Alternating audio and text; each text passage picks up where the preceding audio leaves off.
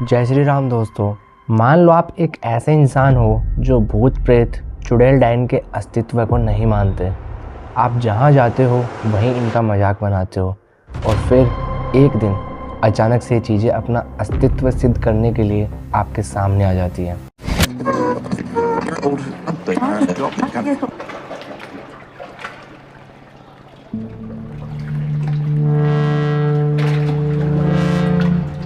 ये कहानी नरेश की है। मैं आपको ये कहानी उसी के पॉइंट ऑफ व्यू से सुनाने वाला हूँ। मेरा नाम नरेश है। ये बात 2004 की है।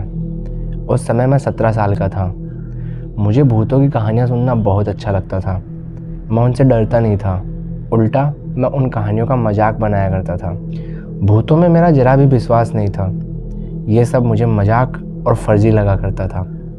फिर अचानक से मेरे साथ कुछ ऐसा हुआ जो याद कर मैं आज भी डर जाता हूँ। हम 2 भाई हैं। मेरे बड़े भैया मुझसे 4 साल बड़े हैं। फसल पक गई थी और जब तक फसल कट ना जाए तब तक उसकी निगरानी करनी होती थी। वैसे तो पापा ही खेत का सारा काम देखा करते थे, पर उस दिन हमारे गांव में एक शादी थी और पापा को बारात में जाना था। पापा बारात में चले गए तो फसल का ध्यान रखने की जिम्मेदारी हम दोनों भाइयों पर थी। हम दोनों भाइयों ने खाना खाया और लगभग 9 बजे खेतों की तरफ निकल गए। हमारे खेत घर से लगभग 2.5 किलोमीटर दूर थे। हम गांव में रहा करते थे और खेत बाहर की साइड थे। खेत में जाते समय हमें गांव के बीच से होकर जाना पड़ता था। जाते समय हमने देखा गांव में उस दिन ज़्यादा चहल पहल नहीं थी। ज़्यादातर लोग बारात में गए थे। हमें उस रात और भी ज़्यादा सतर्क रहना था, क्योंकि ऐसे सिचुएशंस में चोरियां ज़्यादा होती हैं। हमारे पास एक टॉर्च और एक लाठी थी। हमारे खेत के दूसरे छोर पर एक बरगद का पेड़ था, जिसके नीचे निचली जाति के लोगों के बच्चों को मर जाने पर दफनाया जाता था। ये मैं आपको क्यों बता रहा हूँ वो आपको आगे समझ आएगा।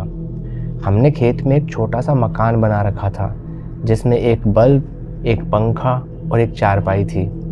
हम लोग खेत में पहुँचे, लाइट और पंखा चालू किया और चारपाई पर बैठकर गप्पे मारने लगे।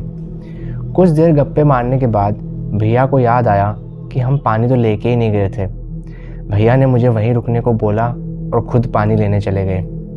उनको गए कुछ ही देर हुई थी कि लाइट चली गई। मैंने खिड़की से बाहर देखा तो गांव में लाइट थी, मतलब पक्का खंबे के पास से ही तार हिला होगा। वो कमरा बहुत छोटा था और गर्मी का मौसम था, तो वहाँ रहना असहनीय हो रहा था। लास्ट में मैंने डिसाइड किया कि खुद ही जाकर चेक करता हूँ। कई बार जाके तार को हिलाने से ही ठीक हो जाया करता था।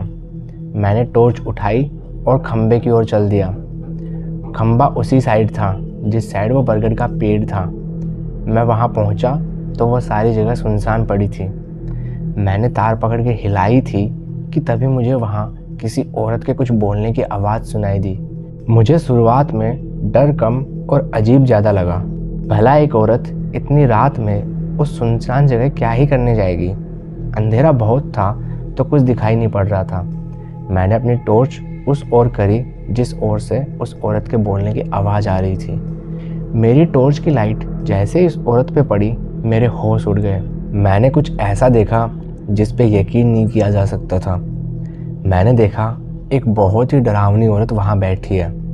उसने अपने चेहरे पर गुलाल लगा रखा था, बीच में शायद राख लगा रखी थी। उसके बाल पूरी तरह बिखरे हुए थे। वो कुछ मंत्र पढ़े जा रही थी। उसकी आंखें बंद थी। मंत्र पढ़ते पढ़ते वो ज़ोर ज़ोर से हिल रही थी। तभी मेरी नज़र उसकी गोद पर पड़ी। उसने गोद में एक बच्चा लिया हुआ था, लेकिन वो जिंदा बच्चा नहीं था। वो बच्चे की लाश थी, एक सड़ी हुई लाश। उस बच्चे का पेट फटा हुआ था और बीच बीच में वहाँ से खून बाहर निकल रहा था। मैं ये सब देख ही रहा था कि तभी उस औरत ने मंत्र पढ़ना बंद किया और एकदम से अपनी आंखें खोल दी। अब उसकी आंखें मुझे ही घूरे जा रही थी। शायद मैंने कोई गड़बड़ कर दी थी। उसकी आंखों में गुस्सा भरा पड़ा था। भूत प्रेतों के लिए मेरे मजाक और मस्ती एक पल में गायब हो गए थे। मेरी जान बाहर आने को हो रही थी। मैंने आव देखा ना ताव, टॉर्च बंद करी और जितना तेज़ी से भाग सकता था वहाँ से भागना शुरू किया। लेकिन वो औरत भी मेरे पीछे रोती रोती और चिल्लाती भागने लगी। उस समय मुझे लग रहा था जैसे मेरी मौत मेरे पीछे भाग रही है। मुझे लगने लगा था जैसे अब मेरा मरना तय है। मैं अपने खेत के कमरे में पहुंचा और हड़बड़ी में कमरा अंदर से बंद किया। मैं भागकर चारपाई के दूसरी ओर जाकर सिमट कर बैठ गया। मैं खुद को यही समझाने की कोशिश कर रहा था कि वो मेरे पीछे यहाँ तक नहीं आएगी, पर मैं गलत था। अगले ही पल वो ज़ोर ज़ोर से उस छोटे से कमरे का दरवाज़ा पीट रही थी। वो अपनी भारी और डरावनी आवाज़ में मुझे दरवाज़ा खोलने को बोल रही थी। मैं भगवान में भी नहीं मानता था।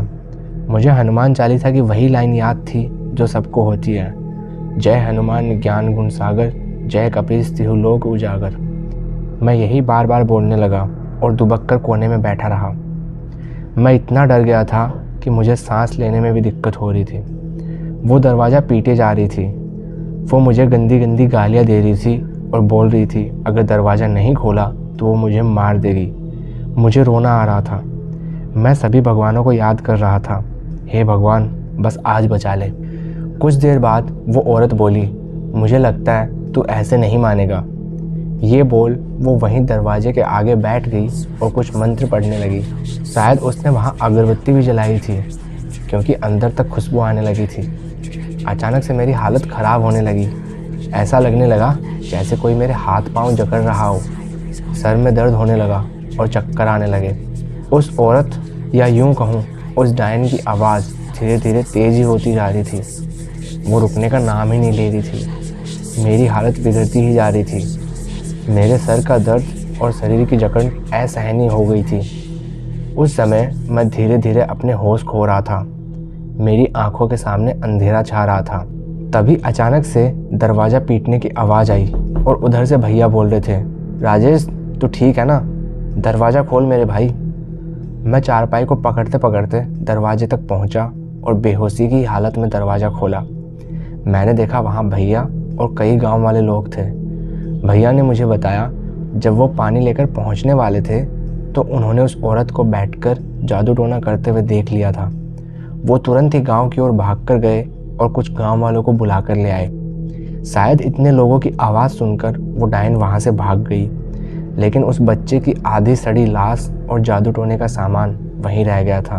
भैया और मैं उस रात फिर से घर चले गए। 2 दिन तक मुझे तेज बुखार रहा। उस दिन से आज तक मैंने कभी इन चीज़ों का मजाक नहीं उड़ाया। तब से गांव में भी ये बात फैल गई थी कि हमारे गांव में कोई डायन है। आज इस बात को लगभग 20 साल हो गए हैं, पर अभी भी इसे याद करता हूँ तो रोंगटे खड़े हो जाते हैं। आप अपनी राय कमेंट बॉक्स में ज़रूर देना। मैं मिलता हूँ आपको 19 फरवरी को नई कहानी के साथ। जय जय श्री राम।